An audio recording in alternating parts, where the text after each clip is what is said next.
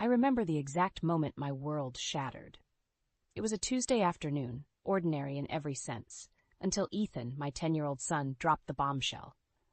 "Mom, I locked the basement door," he said, his voice innocent, unaware of the chaos he had just unleashed. My heart skipped a beat.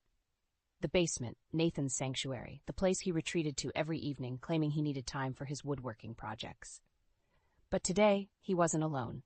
Today, my sister Rachel, the golden child in our family, the one who could do no wrong, was with him. They thought they were clever, sneaking around while I was supposed to be out with Ethan. But fate, it seemed, had other plans. My name is Claire Montgomery. At 32, I thought I had my life figured out. A stable marriage to Nathan, my college sweetheart, a beautiful home in the suburbs, and our son, Ethan. I had always wanted a bigger family, but life and my relationship with Rachel had made me reconsider. Growing up, it was always Rachel this, Rachel that. Our parents doted on her, ignoring my achievements, my struggles. I never wanted Ethan to feel that kind of neglect, that sting of favoritism. As I stood there processing Ethan's words, a storm brewed inside me. Rage, betrayal, disbelief, they swirled in my head, each emotion more overpowering than the last. Nathan and Rachel? It was like a sick joke, a plot twist in a trashy novel. I needed to see it for myself. I needed to confront them. But as I moved towards the basement door, I stopped. No, they didn't deserve the satisfaction of seeing me break. They didn't deserve my tears, my anger. In that moment, a cold, hard resolve settled over me. Let them stay there, locked in their den of deceit. Let them wonder, panic even, when I didn't come to their rescue. Ethan's voice snapped me out of my reverie. "Mom, are you okay?" I forced a smile, my heart aching for my innocent child, caught in the middle of this sordid affair. "Yes, honey. I just remembered we have that picnic today, remember? Just the two of us." His face lit up and guilt gnawed at me. I was about to drag my child into my plan for revenge, but it was too late to turn back now. "Let's get going," I said, my voice steady. As we drove away from the house, I couldn't help but glance at the rearview mirror, half expecting Nathan or Rachel to come running out, calling for us to stop. But there was nothing. Just the quiet suburban street, basking in the afternoon sun, oblivious to the drama unfolding in my home. The picnic was a blur.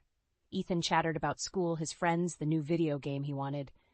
I nodded and smiled, but my thoughts were elsewhere, on the betrayal that had uprooted my life. As we laid out our spread on the grassy field, Ethan's laughter ringing in my ears, a part of me wondered if I was doing the right thing. But then I remembered their laughter, their whispers, the way they thought they could make a fool out of me. No, this was just the beginning. Rachel and Nathan had crossed a line, and there was no going back. As the sun began to set, painting the sky in shades of orange and pink, I made a silent vow. I would make them pay. They would regret the day they underestimated Claire Montgomery. The next morning dawned with an air of pretense, as if the sun itself was trying to brush off the darkness of the previous night. I had barely slept, my mind replaying the scenario over and over again. Nathan and Rachel, locked in the basement, the secret they thought they had so cleverly hidden now laid bare. My phone buzzed incessantly with calls from Nathan.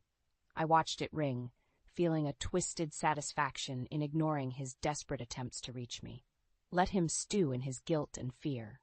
Ethan, oblivious to the storm brewing, munched on his cereal. "Is Dad still in the basement? He sure loves that place," he remarked innocently. I forced a smile, hiding the turmoil inside. "Yes, he's very busy with his projects," I lied smoothly. As Ethan left for school, I braced myself for what was to come. The confrontation was inevitable, but first, I needed answers. I needed to know how deep this betrayal ran. I dialed Rachel. She picked up on the first ring, her voice laced with panic. "Claire, oh my God, you won't believe what happened. Nathan and I got locked in the basement. It was so scary." Her feigned innocence fueled my anger. "Really, Rachel? How terrifying for you," I said, my voice dripping with sarcasm. She hesitated, sensing my mood. "Claire, I can explain. It's not what you think." "Oh, I think it's exactly what I think. How long, Rachel? How long have you been sneaking around with my husband?" There was silence on the other end. Then a soft sob. "It just happened, Claire. It wasn't planned, I swear." I laughed bitterly. "Just happened? You expect me to believe that? I'm not a fool, Rachel. she cried, now her sobs loud and unconvincing. Please, Claire, you have to believe me. It was a mistake. A mistake? No, Rachel. A mistake is forgetting to buy milk at the store. This is a choice to betray your own sister. I hope he was worth it. I hung up before she could reply, her sobs still echoing in my ear. I felt a rush of power, of control. For once, I was not the overlooked sister, the one left in the shadows. I was the one calling the shots. But my triumph was short-lived. The reality of what had happened, of what I had lost, began to sink in. Nathan and I had built a life together, a family, and now it was all crumbling down, like a house of cards in a gust of wind. I looked around the house at the photos on the walls, the memories we had created. They now felt like a mockery, a cruel joke.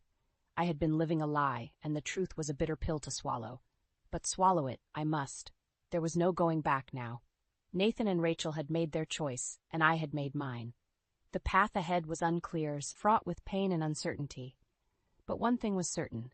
I would not be the victim in this sordid tale.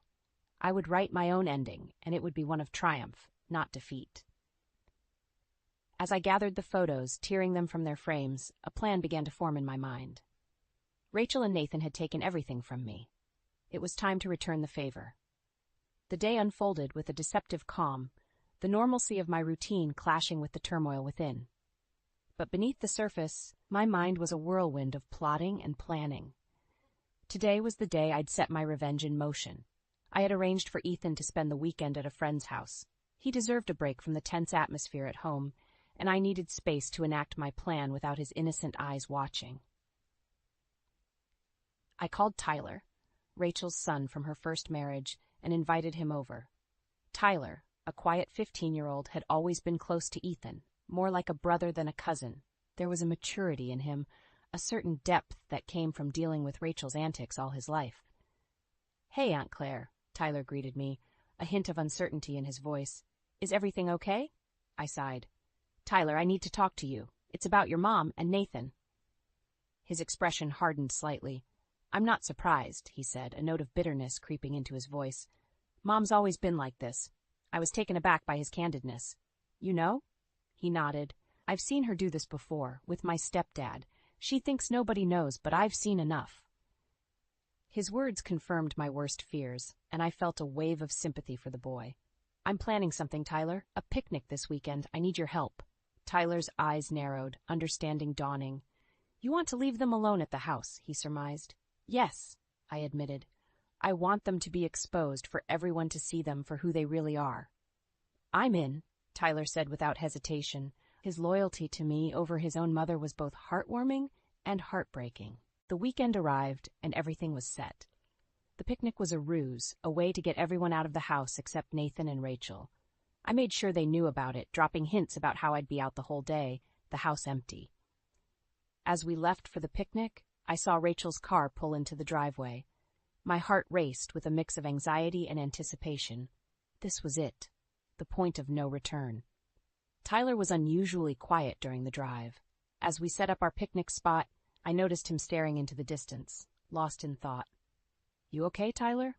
I asked gently. He turned to me, his eyes filled with a mixture of anger and sadness. I can't believe she's doing this again. To you, Aunt Claire." I reached out, placing a hand on his shoulder. "I'm sorry you're caught in the middle of this." He shook his head. "I'm not sorry. I'm glad I can help expose her. Maybe then she'll realize." His voice trailed off, but I understood. Tyler, like me, was seeking closure, a way to deal with the betrayal that had upended our lives. As the day wore on, I found myself checking my phone constantly, waiting for the call or message that would signal the unraveling of Nathan and Rachel's deceit. But nothing came. As the sun began to set, casting long shadows on the ground, Tyler spoke up. "Do you think it worked?" I nodded, a grim sense of satisfaction settling in. "Oh, it worked. Tomorrow, their little secret won't be so secret anymore." And with that, we packed up, leaving the serenity of the picnic spot behind. I was ready to face the consequences of my actions, ready to watch as the lives of those who had wronged me came crashing down.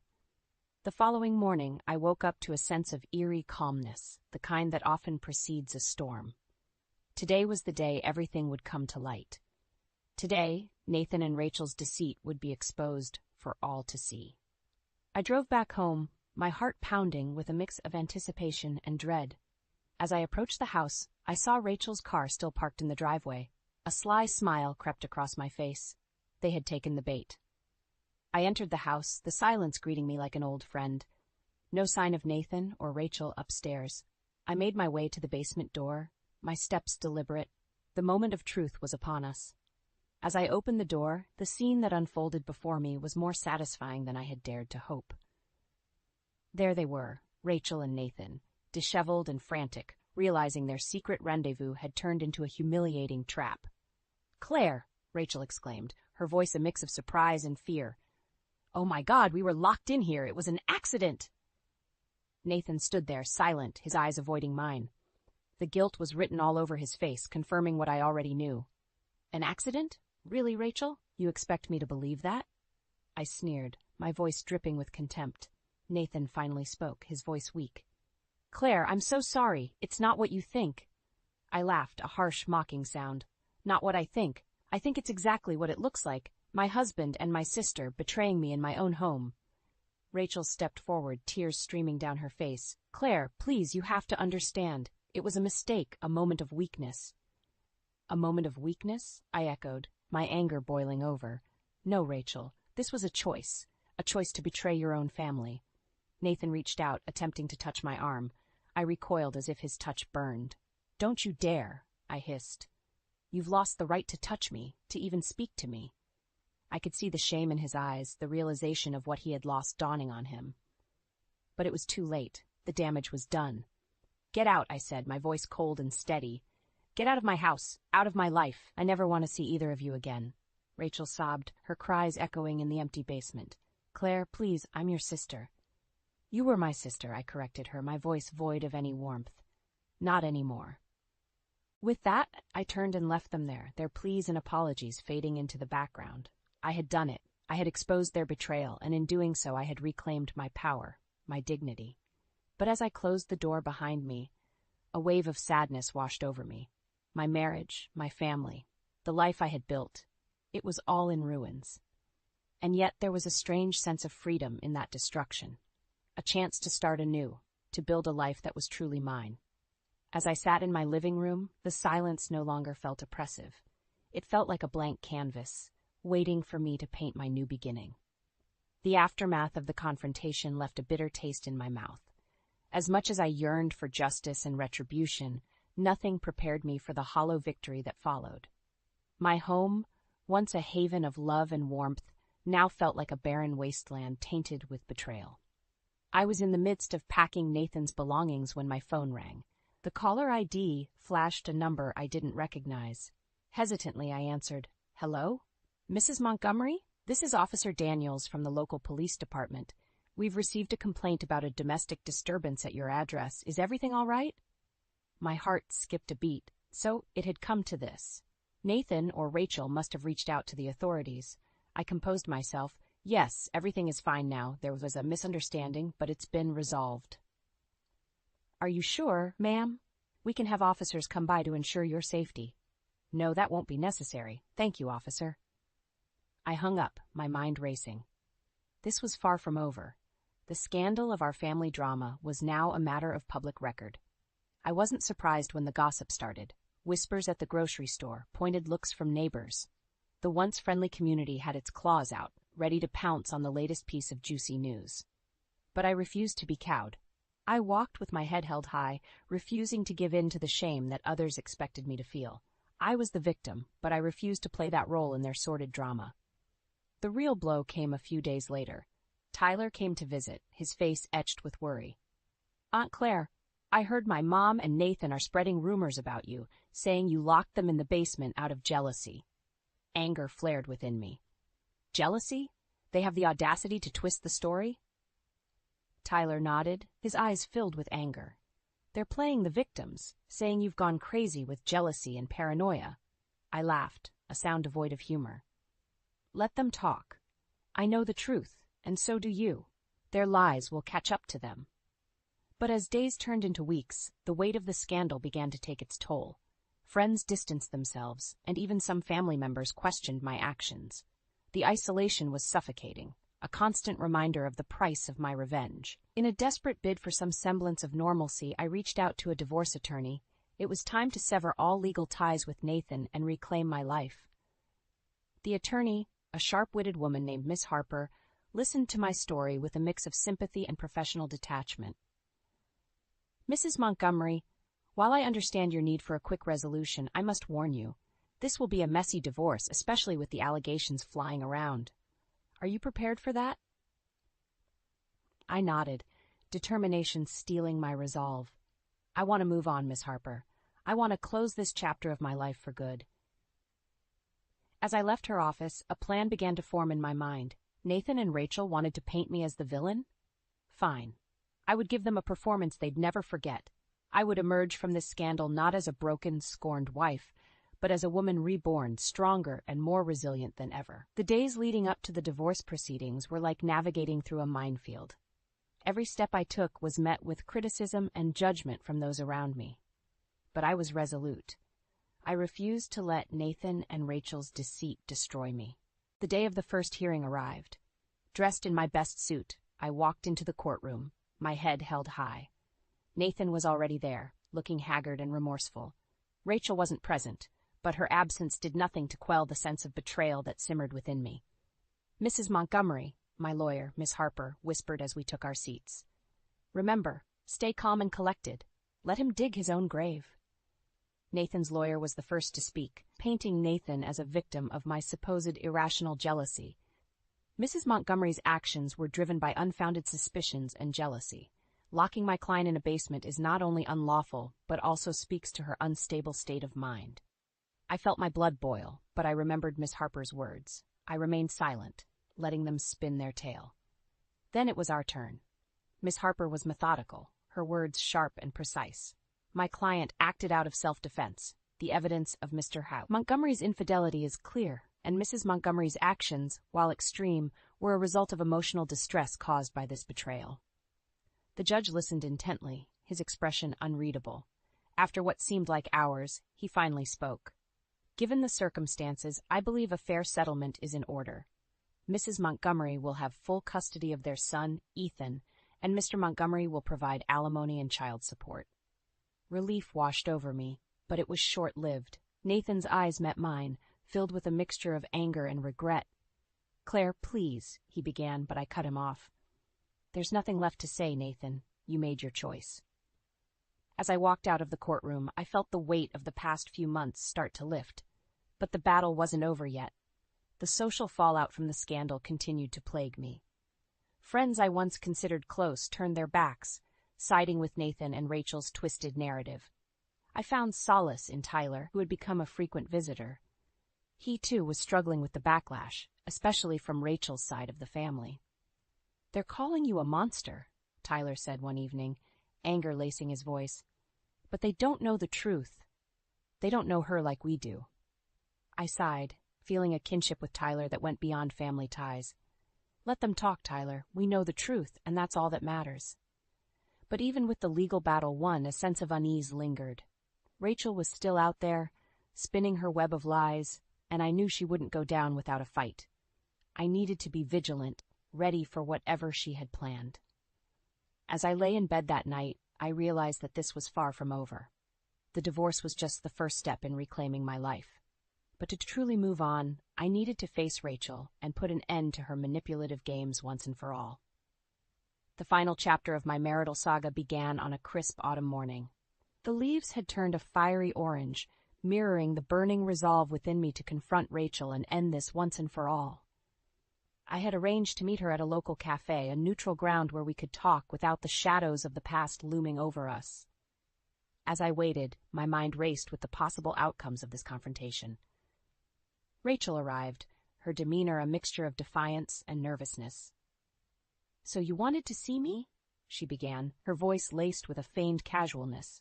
I looked her straight in the eyes, my gaze steady. "Yes, Rachel, it's time we put an end to this," she scoffed. "Put an end? Claire, you've ruined everything. Your paranoia, your crazy accusations." I felt a surge of anger but quickly quelled it. "No, Rachel, you ruined everything. Your selfishness, your betrayal. You destroyed our family for your own desires." Rachel's facade cracked, her eyes flashing with anger. You think you're so perfect, don't you? Always playing the victim. But you're not innocent in all this. You pushed Nathan away, and I was there for him. I shook my head in disbelief. You call sleeping with my husband being there for him? You're delusional, Rachel. The conversation escalated, each word we exchanged sharper than the last. But as the argument wore on, I felt a strange sense of detachment. This was no longer about winning an argument or proving a point. This was about closure. Finally, I leaned back, my decision clear in my mind. You know what, Rachel? I'm done. I'm done letting you and Nathan dictate my life. I'm moving on, and I suggest you do the same. Rachel's face twisted into a sneer. Move on? After everything you've done? Yes, move on, I affirmed. I've been granted full custody of Ethan, and Nathan is providing alimony and child support. The divorce is final. It's over, Rachel. She was visibly shaken, her bravado crumbling. You think you've won, don't you? You think you can just walk away from this? I stood up, my chair scraping against the floor. Yes, I'm walking away. From you, from Nathan, from this entire mess. I'm starting fresh, for Ethan and for myself. Rachel watched me, her eyes filled with a mixture of hatred and disbelief. But I didn't linger on her expression. I walked out of the cafe, leaving her in the past behind. In the weeks that followed, I found a new sense of peace. I focused on rebuilding my life, on being there for Ethan, who had been my rock through this entire ordeal. We moved to a new neighborhood, a fresh start away from the judging eyes and whispered rumors. I landed a new job, found new friends, and for the first time in a long time, I felt hopeful about the future. The scars of the past would always be there, but they no longer defined me. As I watched Ethan play in our new backyard, laughter filling the air, I realized that this was what mattered. This was my new beginning, my chance to write a new story, one where I was no longer a victim, but a survivor, a woman reborn from the ashes of her past. And as the sun set, casting a warm glow over our new home, I knew that, despite everything, I had emerged stronger, ready to face whatever life had in store for me.